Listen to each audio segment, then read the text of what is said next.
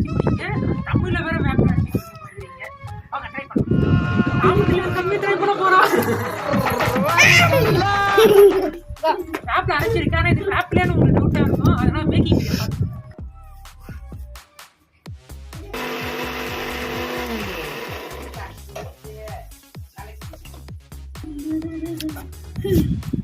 Video பாருங்க.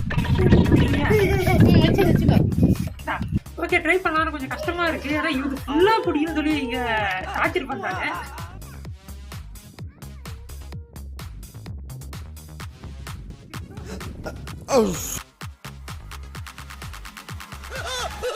நம்ம கண்ட காட்சி உண்மைதானா? சவுண்ட் இருக்கு. அது